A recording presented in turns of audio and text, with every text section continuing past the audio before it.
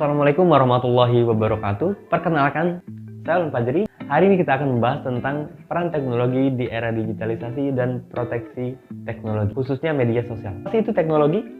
Teknologi itu merupakan keseluruhan sarana untuk menyediakan barang-barang yang diperlukan bagi keberlangsungan dan kenyamanan hidup manusia.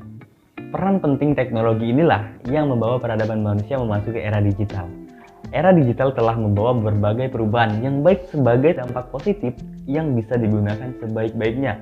Ada 3 hal yang perlu dilakukan, yakni inovatif, kreatif, dan bijak. Yang pertama, inovatif. Gunakan internet untuk meningkatkan kualitas diri.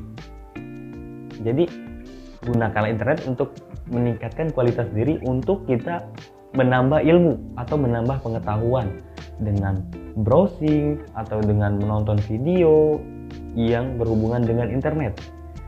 Yang kedua adalah kreatif. Kreatif yaitu buatlah karya melalui internet. Contoh misalnya konten kreator. Konten kreator banyak sekali yang kita jumpai pada saat ini di YouTube, di TikTok, di Instagram, dan banyak yang lainnya.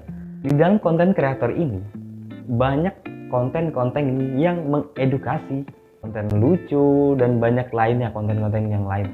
Dan yang ketiga adalah bijak. Bijak artinya apa? Jauhi hal-hal negatif dan konsumtif dari internet.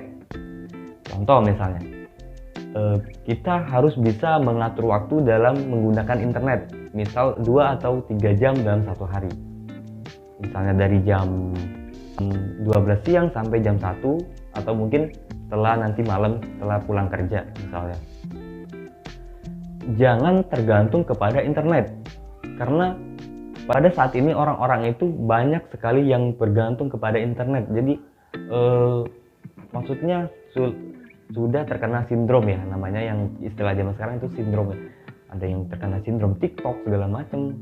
Jadi ketergantungan di internet itu sangat berbahaya bagi terutama kesehatan, karena kita di dalam menggunakan handphone atau internet itu dalam satu hari bisa 4-5 jam dalam sehari. Itu kita main game misalnya, itu mata kita bisa rusak. Tentunya ada dampak atau ada sisi keamanan bagi kita yang harus kita perhatikan gitu. Setidaknya ada 3 cara kecakapan. Ada 3 cara kecakapan keamanan digital, yaitu kognitif, membangun pengetahuan digital, membangun pengetahuan untuk memproteksi diri dan perangkat digital. Yang kedua, efektif.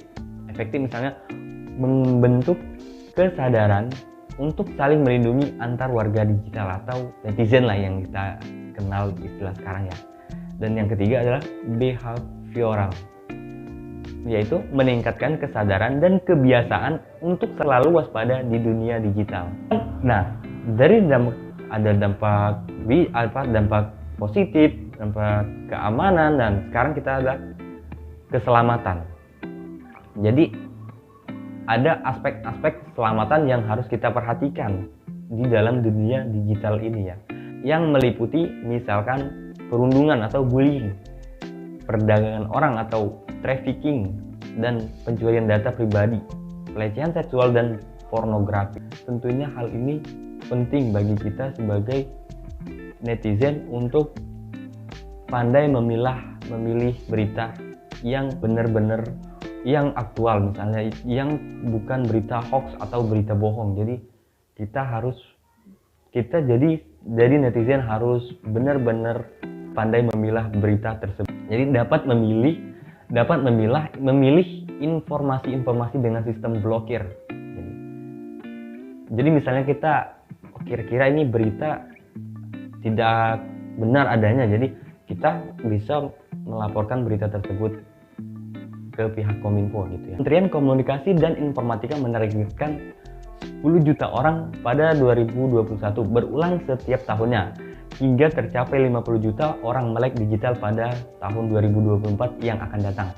Oleh karena itu, dibutuhkan penyelenggaraan kegiatan literasi digital yang masif.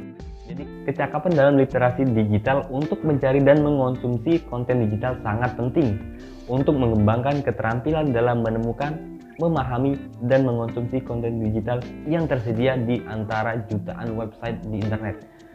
Namun, keterampilan tersebut tentunya harus dibarengi dengan sikap kritis untuk melihat tingkat keakuratan dan relevansi dari bacaan yang kita konsumsi melalui internet. Jadi kesimpulannya adalah teknologi itu sangat penting di era digitalisasi pada saat ini. Karena dengan teknologi kita semua bisa memanfaatkannya dengan baik, dengan bijak, dan kita sangat terbantu dengan adanya teknologi.